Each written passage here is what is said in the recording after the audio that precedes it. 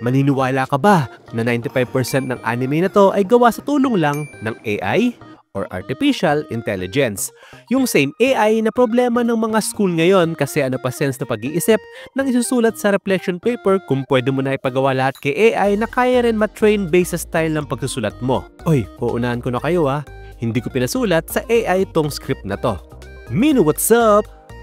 Hot take, and for sure, marami ang hindi matutuwa dito pero baka few years from now, ganito na ang mga anime na makakasanayan natin. Sa mundo na puno ng corporate greed at industry na turing sa mga workers nila ay mga modern day slaves, dagdag pa na pa-mainstream na ng pa-mainstream ang anime, nakikita ko na slowly, dadami pa ang mga anime na gaya nito. Sa mata ng mga casual viewers or doon sa mga walang idea, feeling ko pwede nyo ipapanood ito and hindi nila mapapansin na gawa ang anime na to sa AI. Baka nga isipin pa nila na creative choice ng studio na gawing medyo glitchy ang animation kasi sci-fi ang genre nito. Anyway, ito ang controversial anime na Twins Hinahima, part ng seasonal lineup ng Spring 2025. I hate to say this pero people hating this anime kasi gawa to sa AI pero the story itself para sa akin is interesting naman. Nga pala, one-shot anime lang to kaya wag na kayo maghanap ng episode 2 kasi isang episode lang talaga to. And may mga studies naman na dito na grabe mag-consume ng energy ang AI, so kung ginawang 12 episode tong Twins Hinahima, baka need sumulog ng isang buong forest upang makapagpatayo ng isang facility para sa mga supercomputers na kailangan para makapag-generate ng isang 12 episode AI anime. Dito naman tayo sa kwento. Basically tungkol ito sa kambal na sina Himari at Hinana. Then siguro pwede na rin natin isama itong si Justin na till now hindi ko pa rin alam kung sino pero siya talaga ang dahilan ng mga susunod na mangyayari. Aspiring and frustrated TikTokeries itong si Hinana. Naiinis siya kasi hindi niya malaman kung anong content ang need niyang gawin para mag-viral ang mga video nila ni Himari. Sinubukan na nilang dalawa lahat ng trendy content na naisip nila pero wala pa rin talaga. Hindi ako sure pero ang goal ata ni Hinana is magkaroon ng viral video then eventually makarating o makaabot ang video niya na yon kay Justin.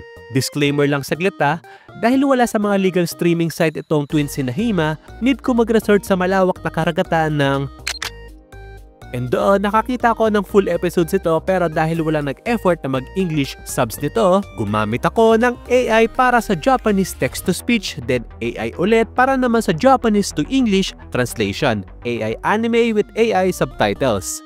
Perfect combo. Balik tayo sa kambal.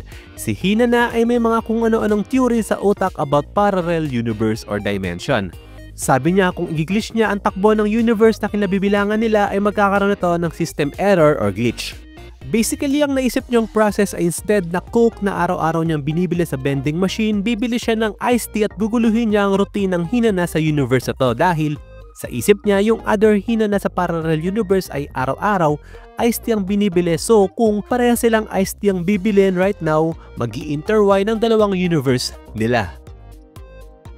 Well, kahit naman sino siguro sasakit ang ulo sa mga pinagsasabi ni Hinana kaya pinili na lang ng kakambal niyang si Himari na pumunta sa library para mapag-isa. Hindi ko na masyado i-spoil sa inyo yung mga susunod na mangyayari kasi around this time dito na magiging magulo, weird at interesting yung takbo ng kwento. Baka ma-stress ng malala si Miyazaki kung marinig niyang sasabihin kong halos may kukumpara ko yung kwento na to sa mga Ghibli films in the past. Anyway, sa mga hesitant o piniling hindi panoorin tong Twins Hinahima dahil nga ginawa to gamit ang AI, ang masasabi ko lang is mas pipiliin kong manood ito kaysa manood ng slideshow at kung anong abomination man ang tawag dito. So that's it, Mina. Nag-enjoy ba kayo sa video? If oo, give me a thumbs up. Agree ka ba sa paggamit ng AI sa mga anime? Comment down below. With that, well, yun lang.